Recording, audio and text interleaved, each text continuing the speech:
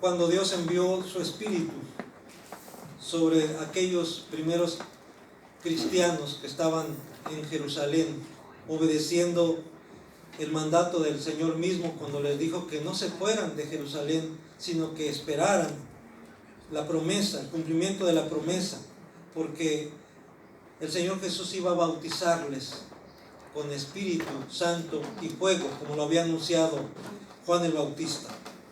Y ahí en el libro de Hechos, capítulo 2, tenemos la narración de ese evento, de ese acontecimiento. Hechos, capítulo 2, voy a darle lectura del versículo 1 hasta el versículo 13. Hechos 2, del 1 al 13. Cuando llegó el día de Pentecostés, estaban todos unánimes juntos. Y de repente vino del cielo un estruendo como de un viento recio que soplaba, el cual llenó toda la casa donde estaban sentados. Y se les aparecieron lenguas repartidas como de fuego, asentándose sobre cada uno de ellos. Y fueron todos llenos del Espíritu Santo y comenzaron a hablar en otras lenguas, según el Espíritu les daba que hablasen. Moraban entonces en Jerusalén judíos, varones piadosos, de todas las naciones bajo el cielo. Y hecho este estruendo, se juntó la multitud, y estaban confusos, porque cada uno les oía hablar en su propia lengua. Y estaban atónitos y maravillados, diciendo: mirad, ¿no son todos galileos los que están hablando? ¿Cómo pues les oímos nosotros hablar cada uno en nuestra lengua en la que hemos nacido? Partos, medos, elamitas, y los que habitamos en Mesopotamia, en Judea, en Capadocia, en el Ponto y en Asia, en Frigia y Panfilia, en Egipto y en todas las regiones de África, más allá de Cirene, y romanos aquí residentes, tanto judíos como prosélitos, cretenses y árabes, les oímos hablar en nuestras lenguas las maravillas de Dios. Y estaban todos atónitos y perplejos, diciéndose unos a otros: ¿qué quiere decir esto? Mas otros, burlándose, decían: están llenos de mosto, están borrachos, decían algunos. Aquí, hermanos, vamos a ver cómo más adelante en este mismo capítulo Dios, a través de Pedro, responde a esa pregunta, a esa inquietante: ¿qué quiere decir esto? ¿Qué significa esto? De que todos los que estaban reunidos de diferentes partes del mundo, ahí en Jerusalén, hay que recordar que se había celebrado la Pascua 50 días atrás, se celebró la Pascua, fue cuando Jesús fue crucificado y al tercer día resucitó de entre los muertos. Y después de la Pascua transcurren 50 días, y de hecho Pentecostés es lo que quiere decir 50 días. Y entonces, 50 días después de la muerte y resurrección de Jesús, se celebra el día de Pentecostés, y fue cuando Dios derrama su Espíritu Santo sobre los que estaban reunidos unánimes. Cuando dice unánimes, quiere decir como una sola ánima, en un solo sentir, en un solo deseo, en un solo propósito. Es importante entonces, para que Dios manifieste su presencia y su Espíritu, que haya unidad, que haya armonía, que haya un solo sentir. Por eso la Escritura una y otra vez exhorta a que haya un mismo sentir en nosotros, que debe haber el mismo sentir que hubo en Cristo Jesús. Debemos identificarnos con Jesús en ese sentido. Pero había entonces gente de diferentes partes del mundo que hablaban diferentes idiomas. Y dice que los discípulos, incluyendo hombres y mujeres, porque había hombres y mujeres reunidos ahí, empezaron a hablar en otras lenguas según el Espíritu les daba que hablasen, no según ellos querían, no según ellos escogían, sino según el Espíritu les daba que hablasen. Pero cuando dice aquí otras lenguas, no está diciendo lenguas desconocidas, no está diciendo sonidos guturales, no está diciendo lenguas entendibles, incomprensibles. Está hablando de lenguas que entendían los demás. Por eso ellos estaban sorprendidos, los que estaban ahí. ¿Cómo es posible que nosotros les oímos hablar en nuestras propias lenguas, en nuestro idioma, siendo que ellos son todos galileos? Eso es lo que sorprendió a la gente. Y decían, ¿qué significa esto? ¿Qué quiere ser esto? ¿Qué quiere decirnos esto? ¿Qué está pasando? Dice el versículo 14. Entonces Pedro, poniéndose en pie con los 11, alzó la voz y les habló diciendo: varones judíos y todos los que habitáis en Jerusalén, esto os sea notorio y oíd mis palabras. Porque estos no están ebrios como vosotros suponéis, puesto que es la hora tercera del día.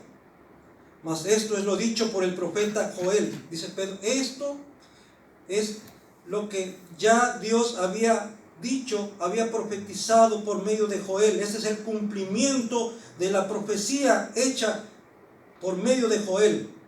Dice el versículo 17. Y en los postreros días, dice Dios, derramaré de mi espíritu sobre toda carne, y vuestros hijos y vuestras hijas profetizarán, vuestros jóvenes verán visiones, y vuestros ancianos soñarán sueños. Y de cierto sobre mis siervos y sobre mis siervas en aquellos días derramaré de mi espíritu y profetizarán. Y daré prodigios arriba en el cielo y señales abajo en la tierra, sangre y fuego y vapor de humo. El sol se convertirá en tinieblas y la luna en sangre antes que venga el día del Señor grande y manifiesto. Y todo aquel que invocare el nombre del Señor será salvo. Todo aquel que invocare el nombre del Señor será salvo.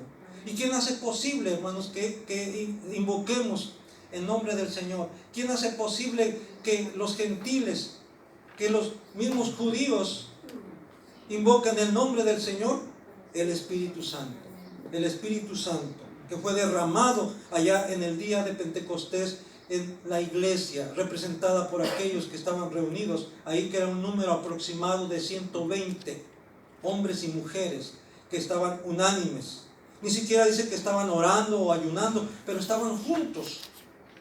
Y eso es importante, estar juntos, es estar en un sentir, en un propósito, para que Dios se manifieste.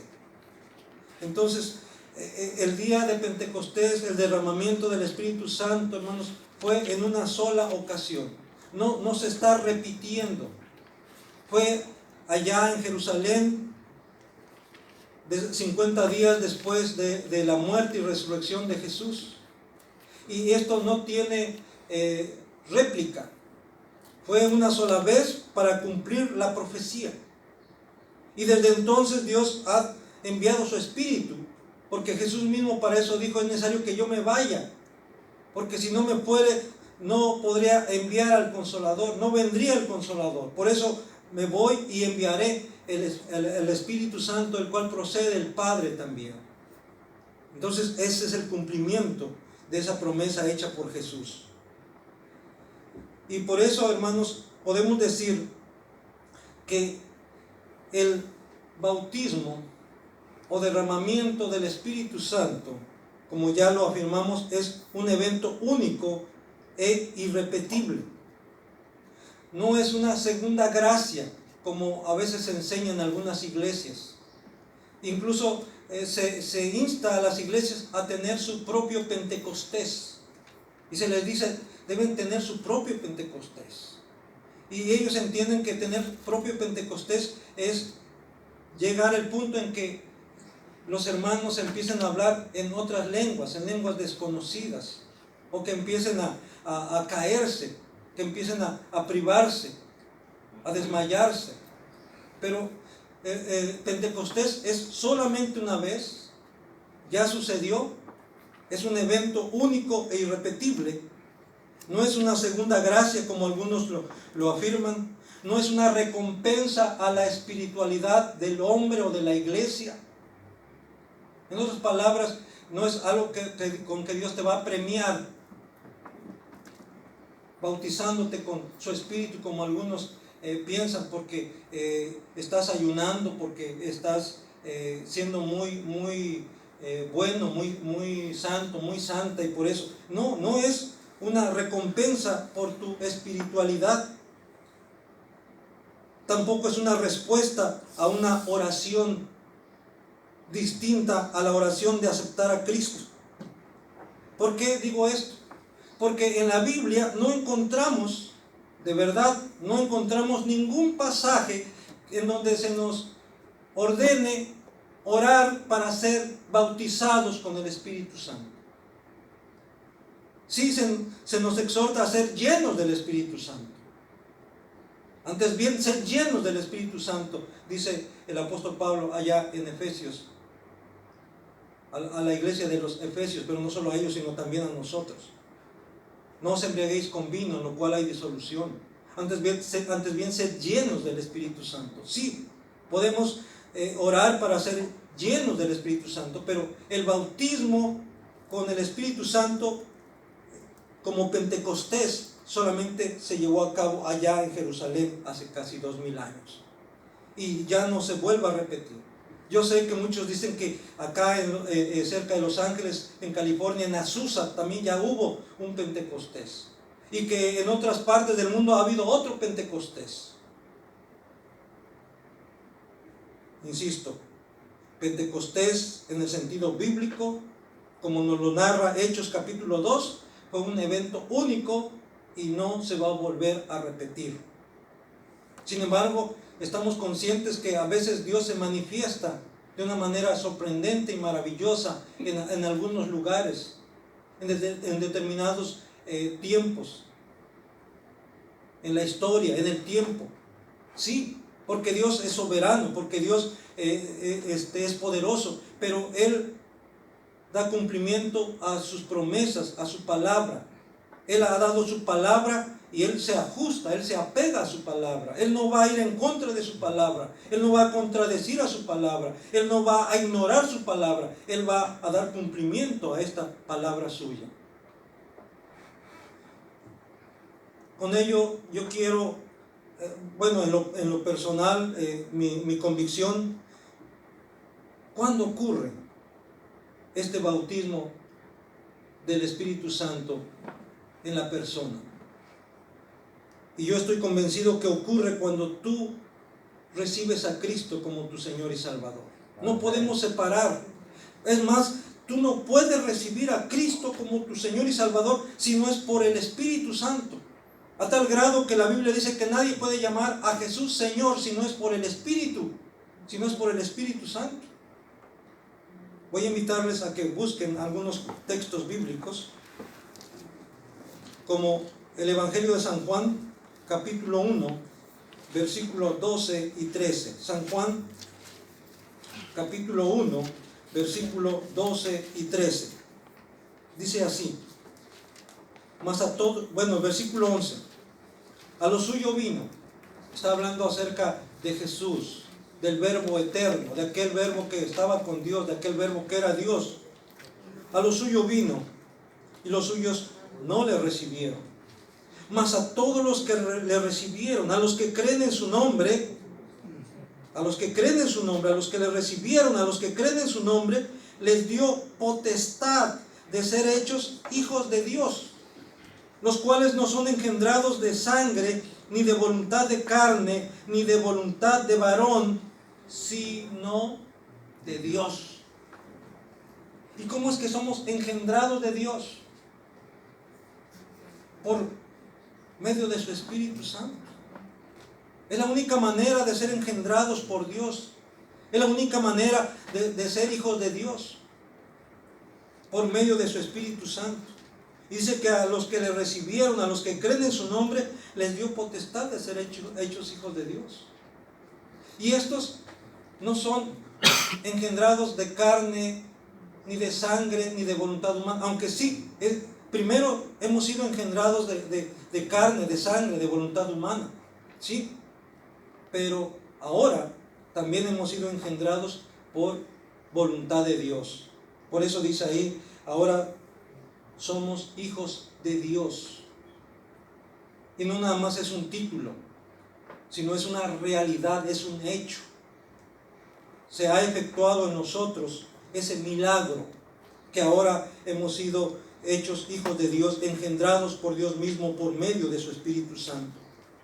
Gálatas capítulo 3, versículo 2. Dice de la siguiente manera, Gálatas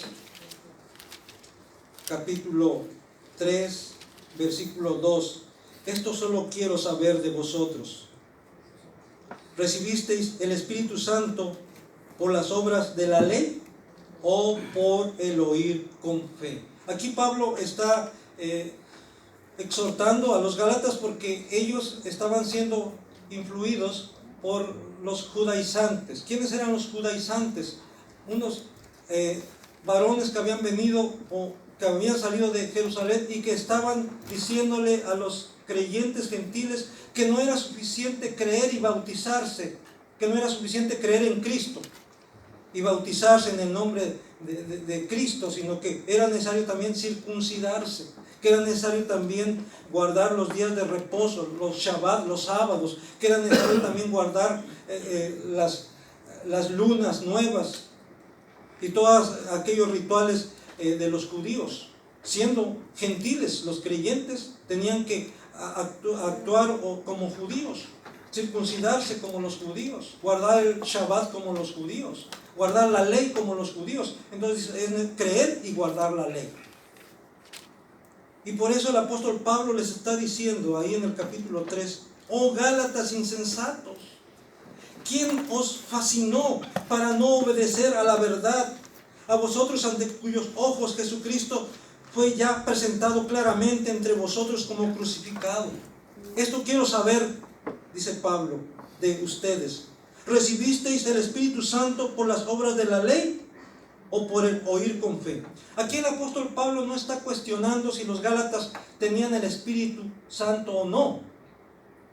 Lo que Pablo está cuestionándoles es, hermanos, cuando ustedes recibieron el Espíritu Santo, ¿por qué lo recibieron? ¿Cómo lo recibieron? ¿Por guardar la ley? ¿O por oír con fe el Evangelio? ¿O por creer en Jesucristo? ¿Por recibir a Cristo? Y ahí va implícita la respuesta. Es una pregunta retórica. Y la respuesta es, claro, que ellos recibieron el Espíritu Santo por escuchar el Evangelio de nuestro Señor Jesucristo en fe, con fe.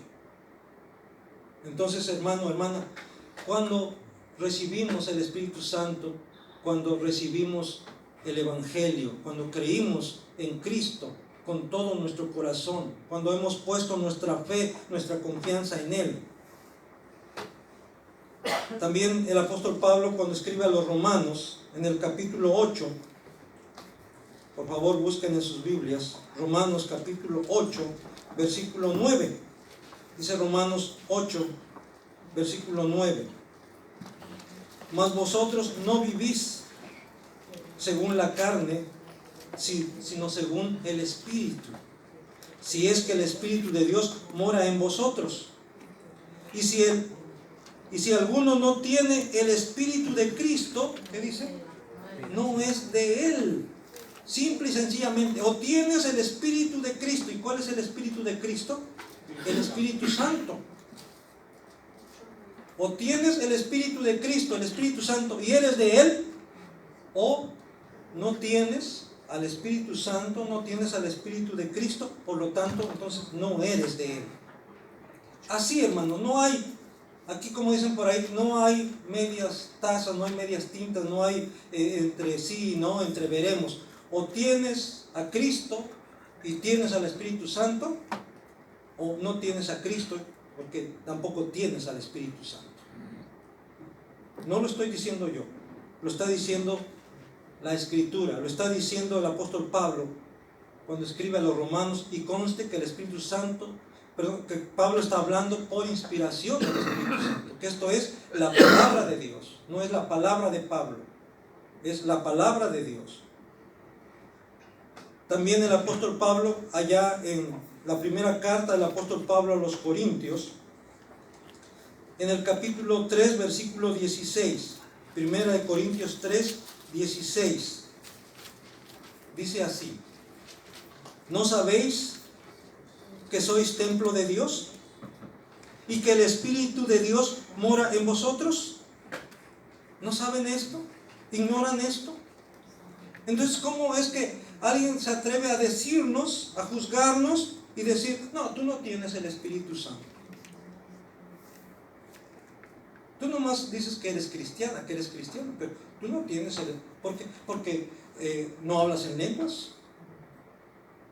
¿Por qué no tienes don de profecía? ¿Por qué no tienes don de sanidad? No tienes el Espíritu Santo. ¿Por qué no te gozas cuando se alaba a Dios? ¿Por qué no palmeas? No tienes el Espíritu Santo, no tienes el Espíritu de Dios. Y nos juzgan por eso. Pero ¿qué dice la Escritura? Claramente está diciendo ahí, en el versículo 16 del capítulo 3 de Corintios, ¿no sabéis que sois templo de Dios y que el Espíritu de Dios mora en vosotros? Versículo 17, si alguno destruyere el templo de Dios, Dios le destruirá a él, porque el templo de Dios, el cual sois vosotros, santo es. Entonces tenemos que dar evidencia, hermanos, de que somos el templo de Dios, de que somos el templo del Espíritu Santo. ¿Cómo? Siendo santos. Eso sí, es la evidencia. Pero no porque no hable en lenguas, no porque no tenga el don de profecía, no porque no me desmaye o me caiga cuando me indiquen que debo caerme, o cuando me ponen la mano en la cabeza, en la frente y que debo tirarme. Perdón que lo diga, pero muchos de esos son shows que se presentan. La obra del Espíritu Santo es una nueva criatura, una nueva creación. Y la manifestación más clara es la santidad de vida, la pureza de vida. Más adelante vamos a hablar sobre el fruto del Espíritu. En el capítulo 6, ahí mismo de 1 Corintios, versículo 19. 1 Corintios 6, 19. ¿O ignoráis que vuestro cuerpo es templo del Espíritu Santo, el cual está en vosotros, el cual tenéis de Dios y que no sois vuestro? ¿Ignoran esto? No deberían de ignorarlo. Deberían estar conscientes que ustedes son el templo de Dios, que el Espíritu Santo mora en ustedes y que debemos dar evidencia de que de verdad así es.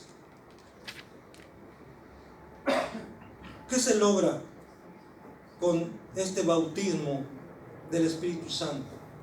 ¿Qué se logra con la venida del Espíritu Santo en tu vida, en la vida del creyente?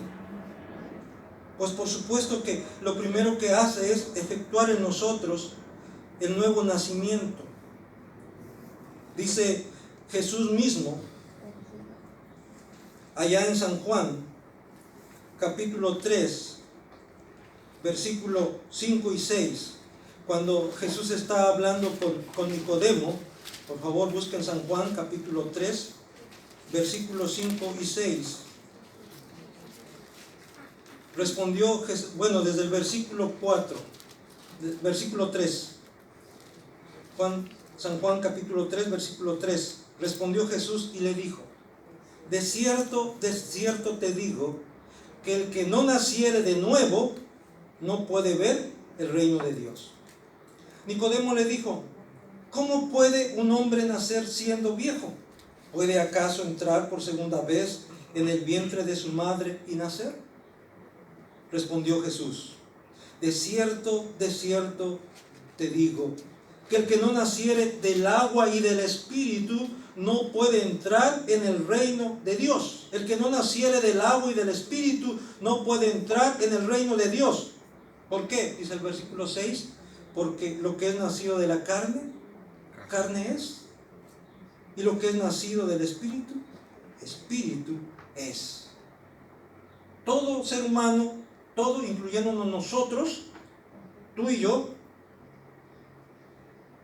somos nacidos de la carne, somos carne y hueso.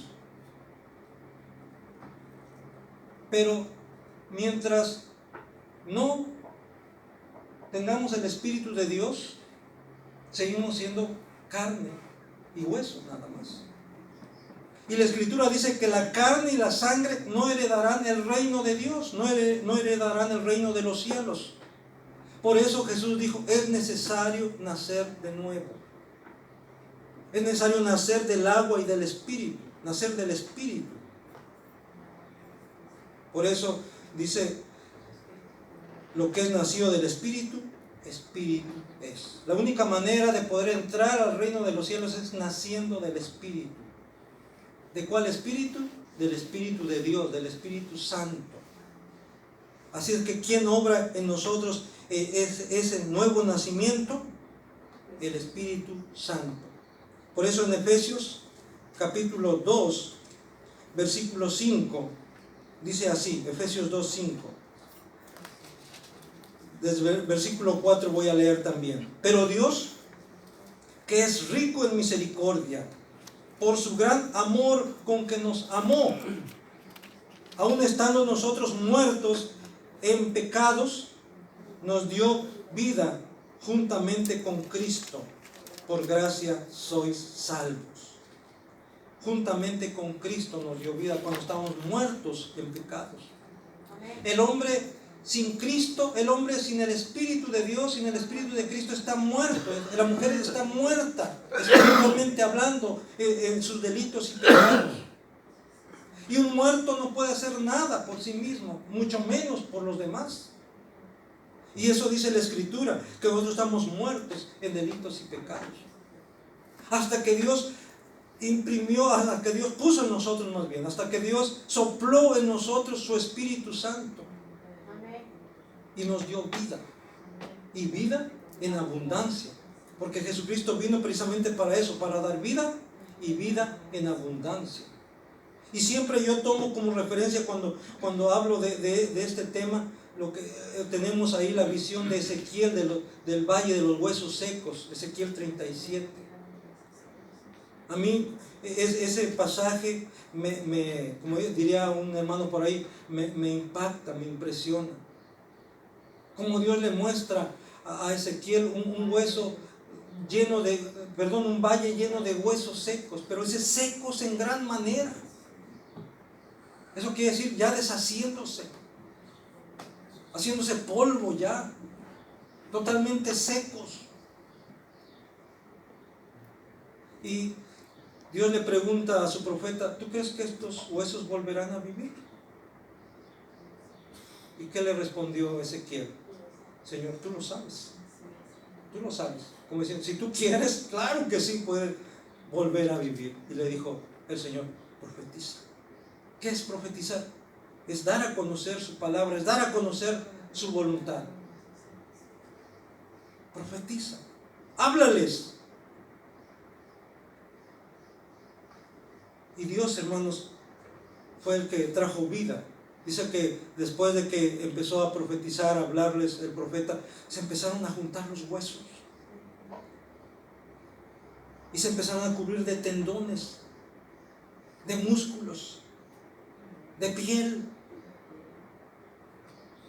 Se formaron ahí los cuerpos, pero todavía no tenían vida. Y no tuvieron vida hasta que Dios mismo sopló en ellos su espíritu. Y cuando Dios sopló en ellos su espíritu, aquellos cuerpos se levantaron y fue un gran ejército.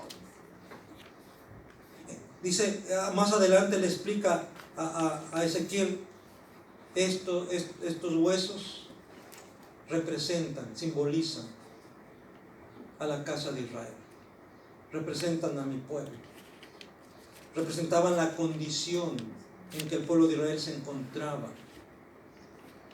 Pero Dios, hermanos, tenía compasión de su pueblo y Él iba a restaurarlos, Él iba a darles vida por medio de su palabra, por medio de su espíritu.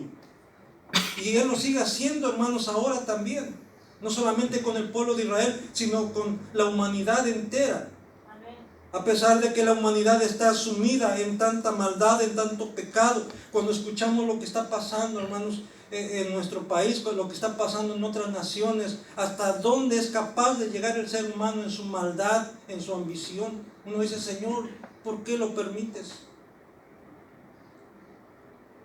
Él lo permite para que nos demos cuenta hasta dónde el ser humano puede llegar en su pecado, en su maldad, en su bajeza, hasta dónde está corrompido el ser humano. Y a pesar de eso, hermanos, Dios tiene misericordia de la humanidad. Y le dice a sus siervos, les dice a sus hijos y a sus hijas, profeticen, hablen, den a conocer mi palabra. Prediquen el evangelio, que la gente conozca la buena noticia. Sí, la paga del pecado es muerte, por cuanto todos pecaron, están destituidos de la gloria de Dios. Es cierto, no hay justo ni aun uno, es cierto, pero la dádiva de Dios, el regalo de Dios, la misericordia de Dios, el amor de Dios es salvación y vida eterna. Mas la dádiva de Dios es vida eterna, ¿qué? En Cristo Jesús, solamente en Cristo Jesús. Lo hemos estado enfatizando una y otra vez en la escuela dominical. Hemos dicho que solamente es por medio de Cristo, porque así lo establece el Señor en su palabra. No podemos ir a Dios más que a través de Cristo, en Cristo Jesús, solamente por medio de Cristo Jesús y solamente por la obra del Espíritu Santo. Porque si no está el Espíritu de Dios en nosotros, entonces no somos hijos de Dios. Simple y sencillamente no somos hijos de Dios. No pertenecemos a la familia de Dios. Por eso el Espíritu Santo nos coloca dentro de la familia de Dios, nos hace hijos de Dios, como ya leímos, que Jesús vino a los suyos y los suyos no le recibieron, mas a todos los que le recibieron, a los que creen en su nombre, les dio potestad de ser hechos hijos de Dios. Ese mismo apóstol Juan, cuando escribe su primera carta, primera de Juan capítulo 3, versículo 1, dice claramente, mirad cuál amor nos ha dado el Padre, para que seamos llamados los hijos de Dios. Miren el amor del Padre, que somos llamados, que somos hechos hijos de Dios. Dice, por eso el mundo ya no nos conoce, porque a Él tampoco no le conoció. Y sigue diciendo, amados, aún no se ha manifestado lo que habremos de ser. O sea, sí, ya damos evidencia de lo que somos, hijos de Dios, hijas de Dios, pero todavía nos falta. El apóstol Pablo decía, no es que ya lo haya yo alcanzado, no es que ya sea perfecto, pero prosigo al blanco, a la meta del supremo llamamiento de Dios que es en Cristo Jesús. Prosigo al blanco. Tú y yo debemos proseguir al blanco. Que hay pruebas, que hay luchas, sí, pero Él está con nosotros y debemos proseguir al blanco, no quitar nuestra mirada de Él. Él es nuestro objetivo, Él es nuestra meta, Él es nuestro propósito, Él es nuestro incentivo, Él es nuestro premio. Tenemos que seguir adelante. Aún no se ha manifestado lo que habremos de ser, dice Juan, volviendo a su primera carta en el capítulo 3. Dice, porque cuando Él se manifieste, y está hablando cuando Él se venga por segunda vez, cuando Él se manifiesta en su gloria, le veremos tal y como Él es. Y entonces seremos conocidos como fuimos conocidos por Él. Como Él nos vio desde un principio, entonces nos vamos a conocer, nos vamos a ver lo que Dios tenía para nosotros. Decía que nosotros fuimos diseñados por Dios. Lo que los biólogos ven ahí como un desarrollo como normal, ¿verdad? Que como incluso igual que los animales, un embrión que crece, se va formando. Dios ya nos está viendo, ya Dios nos vio desde un principio, no solamente como un embrión, sino en lo que vamos a llegar a ser. Porque Él nos diseñó para eso. Y por eso debemos estar convencidos de que somos hijos de Dios. ¿Por qué? Porque tenemos el Espíritu de Dios. Si no estás segura, si no estás seguro que Dios es el Espíritu de Dios, pues entonces debes saber que no es seguro, no es segura que seas hija de Dios, que seas hijo de Dios. Dice la Escritura misma que el Espíritu mismo, oigan bien, que el Espíritu mismo da testimonio a nuestro espíritu, ¿de qué? De que somos hijos de Dios, el mismo Espíritu. Vamos a ir a Gálatas capítulo 4, por favor. Versículo 5 al 7. Gálatas capítulo 4, versículo 5 al 7. Desde el versículo 4 voy a leer. Gálatas 4, 4 al 7. Pero cuando vino el cumplimiento del tiempo, Dios envió a su Hijo, nacido de mujer y nacido bajo la ley, para que redimiese a los que estaban bajo la ley, a fin de que recibiésemos la adopción de hijos. Aquí el apóstol Pablo está hablando, incluyéndose él con los que conocían la ley, con los que guardaban la ley, con los que estaban bajo la ley. O sea, los descendientes de Abraham, los israelitas, los judíos. Y dice el versículo 6, y por cuanto sois hijos, ahora hemos recibido la adopción de hijos, dice Pablo, incluyendo a los demás creyentes en Cristo. Y no solamente a los judíos creyentes en Cristo, sino también ahora refiriéndose a los gentiles creyentes en Cristo, como en el caso de los Gálatas. Dice, versículo 6, y por cuanto sois hijos, Dios envió a vuestros corazones el Espíritu de su Hijo, el cual clama, Abba, Padre. Abba, Padre. Y eso de la palabra Abba quiere decir papito. Da una evidencia de confianza. Esa confianza que hay de un niño, de un hijo con su padre. Es como ahora usted le puede decir pa. ¿Por qué? Por la confianza que hay. Pa, ma. Y eso lo entienden en cualquier idioma. Pa, ma. Y es lo que está diciendo. Ahora nosotros podemos acercarnos a Dios y decirle pa, papito, Abba, Abba, Padre. ¿Cómo es posible esto? Por el Espíritu que está en nosotros, porque es esa confianza, por esa obra que el Espíritu Santo está haciendo en cada uno de los hombres y mujeres creyentes, de tal manera que se pueden acercar a Dios confiadamente, al trono de la gracia confiadamente, porque el mismo Espíritu da testimonio a nuestro espíritu de que somos hijos de Dios. Efesios capítulo 2, versículo 18. Dice, y porque por medio de él los unos y los otros tenemos entrada por un mismo espíritu al Padre. Por un mismo espíritu al Padre. ¿Cuál es ese espíritu? El Espíritu de Cristo, el Espíritu de Dios, el Espíritu Santo.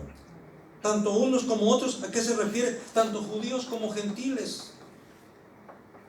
Tenemos esa bendición, ese privilegio de entrar a Dios, al trono de Dios, por el mismo Espíritu, por el Espíritu Santo.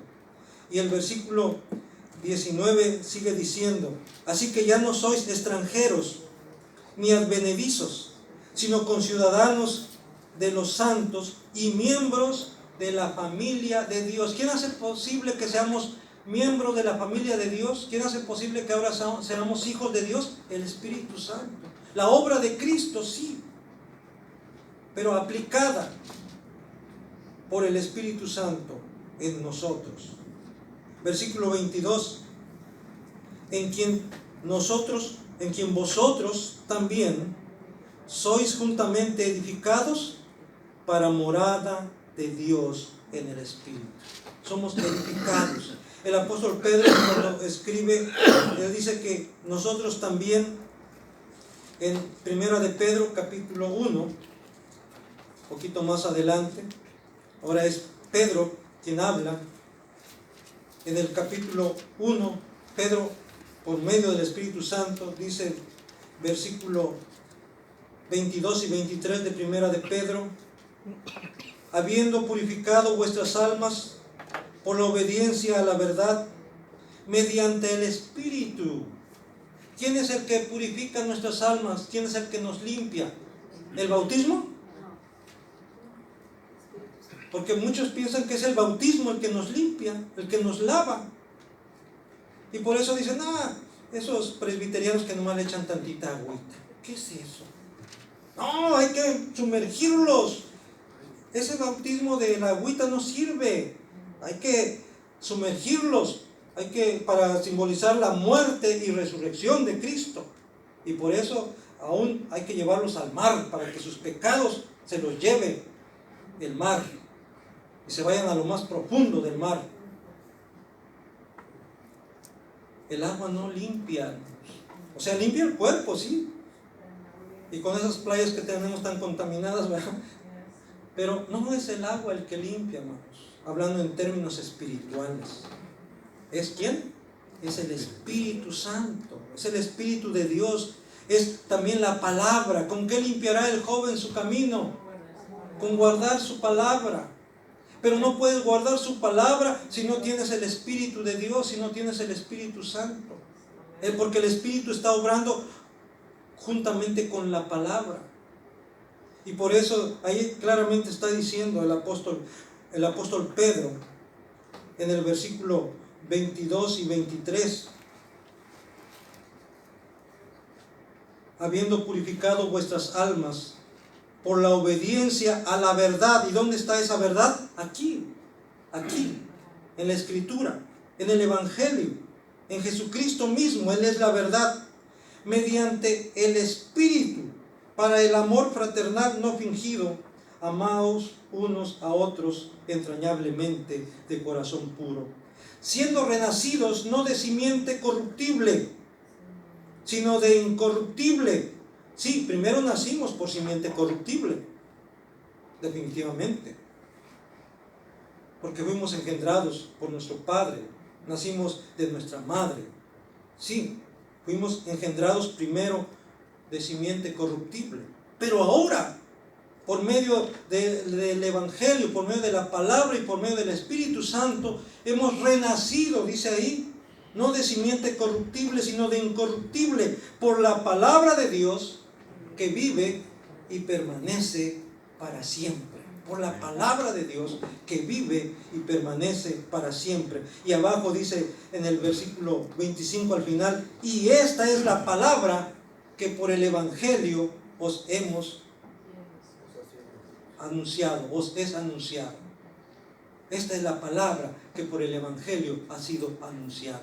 Esa palabra que vive y permanece para siempre. Esa palabra que es el instrumento del Espíritu Santo para hacer la obra del nuevo nacimiento en quienes escuchan el Evangelio. Porque la fe viene por el oír, y el oír por la palabra de Dios. Pues bien, hermanos, debido al tiempo, siempre estamos no vamos a terminar de ver este tema de el Espíritu Santo en la vida del creyente. Y si Dios nos permite, dentro de 8 días vamos a continuar con la segunda parte y vamos a hablar sobre el sello del Espíritu Santo. ¿Qué es el sello del Espíritu Santo? ¿Para qué es ese sello del Espíritu Santo? Y después también hablaremos sobre la llenura del Espíritu Santo. ¿Qué significa ser llenos del Espíritu Santo? Pero eso lo veremos dentro de 8 días.